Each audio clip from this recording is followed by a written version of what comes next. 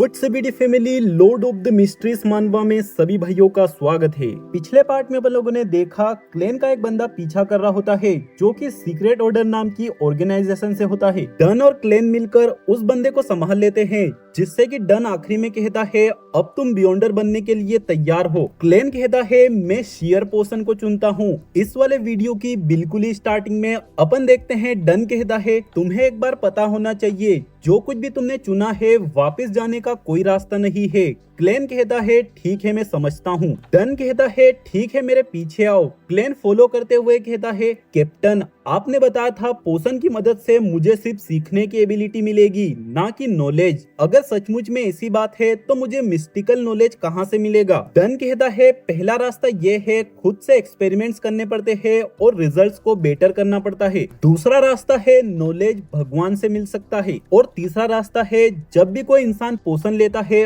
उसके कानों में आवाजें सुनाई देने लग जाती है जिसमें मिस्टिकल नॉलेज होता है। लेकिन जितना कि मैं जानता हूँ जितने भी लोगों को आवाजें लंबे समय तक आती रहती है वो पागल हो जाते हैं। क्लेन अपने मन में कहता है जब भी मैं लक एनहांसमेंट रिचुअल परफॉर्म करता हूँ मेरे कानों में भी कुछ आवाजें सुनाई देती है, तो क्या उनसे भी यही हो सकता है। डन क्लेन को अल्केमी रूम के अंदर जाने के लिए कहता है जहाँ पर नील मौजूद है और नील ही क्लेन के लिए शेयर पोशन बनाने वाला है। डन कहता है भले ही तुम बियॉन्डर बनने वाले हो लेकिन तुम ऑफिशियल मेंबर नहीं हो, जिससे कि तुम्हें पहले की तरह ही ट्रीट किया जाएगा। क्लेन अपने मन में कहता है मुझे किसी भी चीज से कोई प्रॉब्लम नहीं है, लेकिन अगर सैलरी बढ़ जाती तो मजा ही आ जाता। डन कहता है मैं तुम्हें एक बात बताना तो भूल ही गया, हम लोगों ने सीक्रेट ऑर्डर के बारे में पता किया। वो लोग थोड़े शांत हो चुके हैं और हमसे टकराने की हिम्मत नहीं करेंगे, लेकिन फिर भी चौकन्ना रहना। इसके बाद क्लेन अल्केमी रूम के अंदर इंटर हो जाता है जो कि दिखने में एकदम केमिस्ट्री लैब की तरह है। यहाँ पर नील शेयर पोशन बनाते हुए क्लेन को बताता है जितने भी पोशन सीक्वेंस 7 से नीचे होते हैं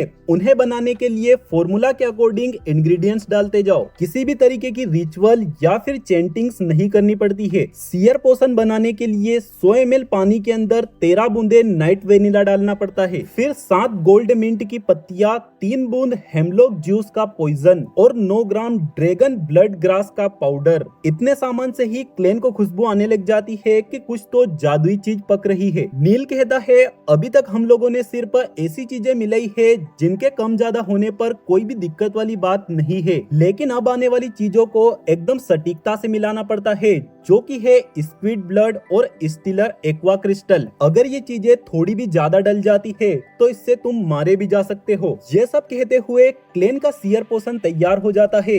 क्लेन कहता है अब क्या मुझे इसे ऐसे ही पीना होगा। नील कहता है अरे नहीं मुंडे, अगर तुम चाहो तो पहले पेग मार लो और नाच गाना कर लो। क्लेन कहता है बहुत ही घटिया मजाक, मन तो कर रहा है इसे एक पंच लगा दूं। नील कहता है ज्यादा हेजिटेट मत हो, हेजिटेट होने से ये एब्जॉर्प्शन में नेगेटिव इफेक्ट भी डाल सकता है। ऐसा सुनते ही क्लेन फटाक से इस पोशन को पी जाता है और पीते ही क्लेन के कानों में हॉर्नेसिस और फ्लेग्रिया सुनाई देता है। नील कहता है तुम्हें कुछ अजीब दिखाई दे रहा है ना, और ऐसी चीजें सुनाई दे रही है जो कि पहले नहीं सुनाई दे रही थी। क्लेन कहता है मिस्टर नील आप सही है, अब मुझे क्या करना चाहिए। नील कहता है ऐसा इसलिए हो रहा है क्योंकि तुम अपनी पावर्स को कंट्रोल नहीं कर पा रहे हो, तुम्हारा पूरा ध्यान किसी एक नॉर्मल चीज पे लगाओ। क्लेन अपना पूरा का पूरा ध्यान एक टोपी के ऊपर लगाता है जिससे कि क्लेन को नॉर्मल फील होने लग जाता है। नील कहता है एक बार अपनी आंखों को देखो, कांग्रेचुलेशन, अब से तुम एक सीयर और एक बियॉन्डर हो। जिस तरह से तुम्हारी आंखों का कलर चेंज हो चुका है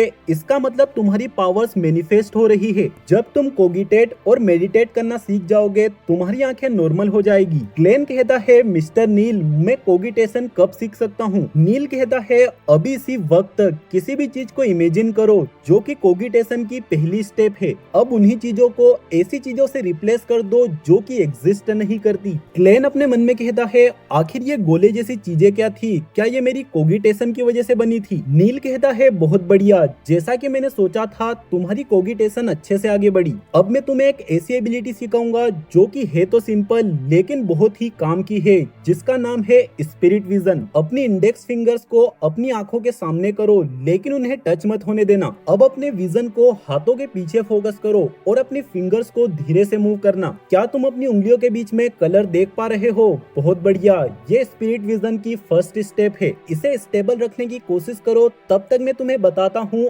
अलग अलग कलर्स का मतलब क्या होता है। मिस्टिक स्टडी कहती है इंसान का जो नॉन फिजिकल पार्ट होता है उसे 4 लेवल्स में बांटा गया है, जिनके नाम है spirit body, astral projection, body of heart and mind और चौथा ईथर बॉडी। जो कलर तुम देख पा रहे हो वो ईथर बॉडी का है। एक हेल्दी इंसान की बॉडी बैलेंस होती है जो कि व्हाइट कलर से घिरी होती है। हेल्दी इंसान का सिर और ब्रेन पर्पल कलर का दिखाई देता है, गला और नर्वस सिस्टम ब्लू कलर का दिखाई देता है, डाइजेस्टिव सिस्टम येलो कलर का और हार्ट ग्रीन कलर का दिखाई देता है, एक्सक्रेटरी सिस्टम ऑरेंज कलर का दिखाई देता है और बाकी बचे हुए बॉडी पार्ट्स यानी कि लिम्स लाल कलर के दिखाई देते हैं। अगर इनमें से किसी का भी कलर बदला हुआ दिखाई देता है, इसका मतलब उस इंसान का वो वाला हिस्सा बीमार है। नील को देखकर क्लेन अपने मन में कहता है हेड के पर्पल कलर को छोड़कर इनकी पूरी बॉडी का कलर डिम दिखाई दे रहा है। क्या ऐसा इसलिए है क्योंकि ये बूढ़े हो चुके हैं? तभी अचानक से क्लेन को नील के पीछे 2 आंखें दिखाई देती है, जिन्हें देखकर क्लेन घबरा जाता है।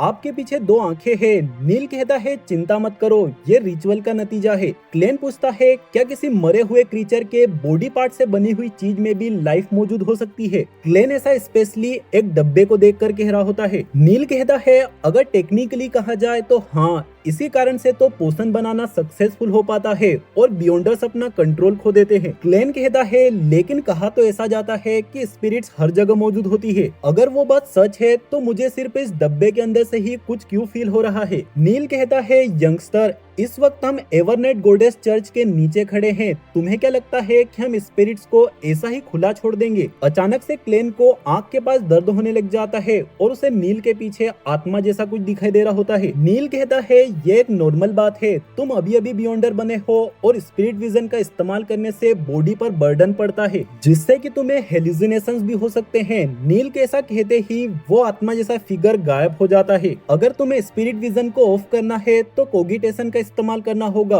और खुद से बार बार टर्मिनेट कहना है। फिर जैसे ही तुम अपनी आंखें खोलोगे तुम्हारा स्पिरिट विजन ऑफ हो चुका होगा। ये काफी क्लमजी मेथड है, लेकिन प्रैक्टिस करने के बाद तुम आसान एक्शन से ही इसे स्विच कर पाओगे। फॉर एग्जाम्पल, अगर मुझे अपने स्पिरिट विजन को बंद चालू करना होता है, मैं अपनी आईब्रोज के बीच में 2 बार टच करता हूँ। हम लोग स्लीपलेस पर्सन वाले नहीं है, इसी कारण से स्पिरिट विजन की थकान मिटाने के लिए हमें आराम करना पड़ता है। आज के लिए हो गया, इसीलिए घर जाकर आराम करो, कल से मैं तुम्हें और चीजें सिखाऊंगा। अगले सीन में अपन देखते हैं क्लेन अपने घर जा रहा होता है, तभी अचानक से पीछे डन आ जाता है। ओल्ड नील ने मुझे बताया तुम कोगिटेशन और स्पिरिट विजन दोनों को ही जल्दी से सीख गए। क्लेन कहता है शायद से ये एक सीयर की खासियत हो सकती है। डन कहता है याद रखना, क्यूरियोसिटी बिल्लियों की जान ले लेती है और बियॉन्डर्स के साथ भी यही होता है। अगर तुम्हें कोई आवाज या चीज ऐसी दिखाई दे जो कि तुम्हारे लिए नहीं हो तो उसे इन्वेस्टिगेट मत करना, इग्नोर कर देना। क्लेन कहता है ठीक है कैप्टन, समझ गया। अगले सीन में अपन देखते हैं क्लेन अपने घर पहुंच जाता है, नए घर में। आज तो मैं बहुत थक गया और आज मंडे है, गैदरिंग का दिन। अच्छा हुआ मैंने टाइम मिस नहीं किया। क्लेन के ऐसा कहते ही अगले सीन में अपन देखते हैं क्लेन मीटिंग में होता है जस्टिस और हैंगडमैन के साथ। जस्टिस कहती है मिस्टर फूल, मिस्टर हैंगडमैन, गुड आफ्टरनून। क्लेन अपने मन में कहता है क्या इस लड़की को डर नहीं लग रहा है कि मैं बुरा इंसान भी हो सकता हूँ? अरे हाँ, स्पिरिट विजन का इस्तेमाल मैं इन दोनों के ऊपर करके देखता हूँ। जस्टिस काफी खुश और एक्साइटेड है, ये लड़की पूरी तरीके से जिंदा दिल है। हैंगडमैन शांत और चौकन्ना है, इसे किसी बात की राहत मिली है। लेकिन ये क्या, ये तो हैंगडमैन का एस्ट्रल प्रोजेक्शन है, ये बंदा भी एक बियॉन्डर है और नील से ज्यादा ताकतवर। जस्टिस कहती है मिस्टर हैंगडमैन क्या आपको गोस्ट शार्क का ब्लड मिल चुका है? हैंगडमैन कहता है हाँ, thank you very much. Agreement के हिसाब से मैं अब तुम्हें स्पेक्टेटर पोशन का फॉर्मूला बता देता हूँ। हैंगडमैन सारे इंग्रेडिएंट्स के नाम बता देता है, फिर एकदम लास्ट में कहता है एक बात जरूर याद रखना,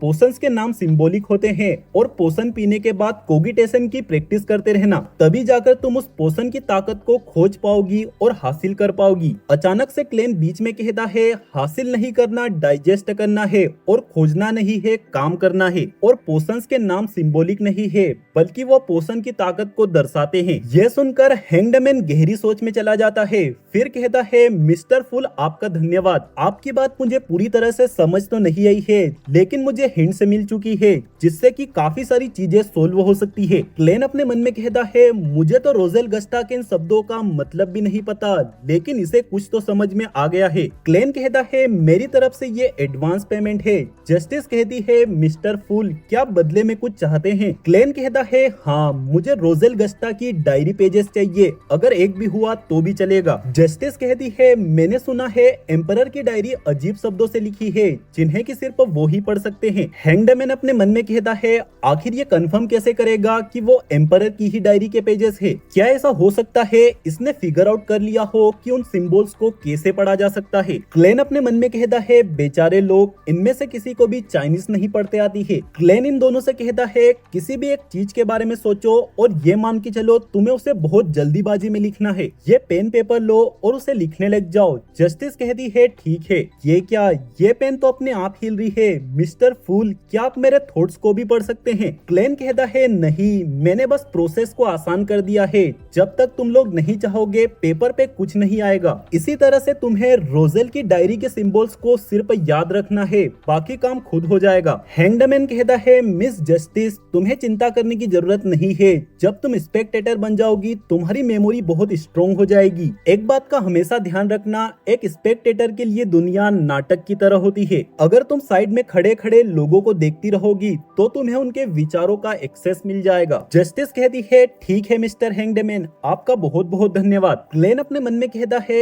एक स्पेक्टेटर का काम ऑडियंस की तरह न्यूट्रल होकर देखना होता है। जिस एक्टिंग का नाम एम्परर रोजेल ने लिया था कहीं ये वही तो नहीं? क्या ऐसा हो सकता है कि मुझे भी सीयर की तरह एक्ट करना है ताकि मेरा पोषण धीरे धीरे डाइजेस्ट हो पाए? जस्टिस कहती है मिस्टर फूल मैं पूरी कोशिश करूंगी कि आपके पास एम्परर रोजेल की डायरी के ज्यादा से ज्यादा पेज पहुंच सके। क्लेन कहता है जैसा कि मैंने कहा अगर तुम मुझे ज्यादा पेजेस देते हो तो मैं भी तुम्हें ज्यादा बड़ा इनाम दूंगा। दोस्तों अगर तुम लोग सोच रहे हो कि यहाँ पर किस इनाम और पेमेंट की बात हो रही है तो वो है इन्फॉर्मेशन। इन्फॉर्मेशन ही सबसे बड़ा पेमेंट है। जैसे जैसे क्लेन को पेजेस मिलते रहेंगे वैसे वैसे क्लेन के पास इन्फॉर्मेशन आती रहेगी और उनमें से कुछ इन्फॉर्मेशन वो इन गरीबों में बांट देगा। क्लेन कहता है अब मेरे पास तुम्हें कहने के लिए कुछ नहीं है, अगर तुम चाहो तो हम कैजुअल बातें कर सकते हैं। जैसे कि मेरे पास एक न्यूज है, सीक्रेट ऑर्डर ऑर्गेनाइजेशन ने एक एंटीगोनस फैमिली की बुक को खो दिया है। हैंग्ड मैन कहता है एक ऐसी नोटबुक जो कि एंटीगोनस फैमिली की है। मैं इस बात के लिए क्यूरियस हूँ कि अब एवरनाइट गोडेस चर्च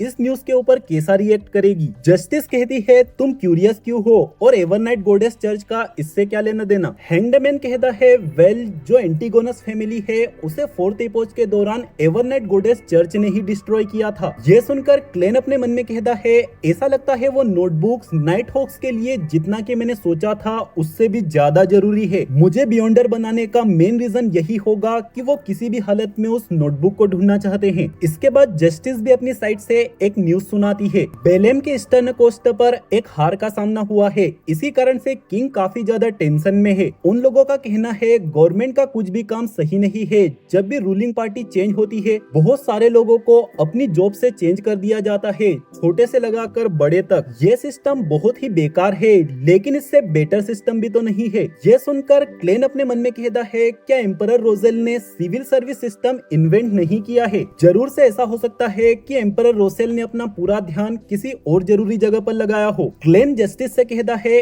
इसका बहुत ही सिंपल सॉल्यूशन है, जितनी भी एग्जामिनेशंस लोगों के लिए खुली है उन्हें बंद कर दो। कुछ बेस्ट लोगों के पास ही अधिकार होना चाहिए गवर्नमेंट में किसी को भर्ती करने के लिए। पॉलिटिकल पोजीशन सिर्फ उन्हीं लोगों को मिलनी चाहिए जिनकी पार्टी इलेक्शन जीते। एग्जामिनेशंस 1 से लगाकर 3 सालों में सिर्फ एक बार होनी चाहिए ताकि टाइम टाइम पर स्टाफ भी बदलता रहे और रूलिंग पार्टी कौन है ये मैटर नहीं करेगा। ऐसा करने से इलेक्शंस के दौरान भी किंगडम का काम नहीं रुकेगा और लगातार चलता रहेगा। जस्टिस खुश होकर कहती है ये तो एक ऐसा आइडिया लग रहा है जो कि सचमुच में काम कर सकता है। मिस्टर फूल आप जरूर से एक बड़े इंसान है जिन्हें अपनी लाइफ का काफी एक्सपीरियंस और नॉलेज है। क्लेन अपने मन में कहता है अगर जस्टिस मेरे इस आइडिया को प्रमोट करती है तो इससे मुझे पता चल जाएगा कि जस्टिस की असली आइडेंटिटी क्या है। क्लेन को इस बारे में नहीं पता लेकिन मुझे पता है इस लड़की का नाम है ऑड्रे हॉल जो कि शायद से एक नोबल वगैरह है। क्लेन कहता है आज की गैदरिंग यहीं पर खत्म होती है,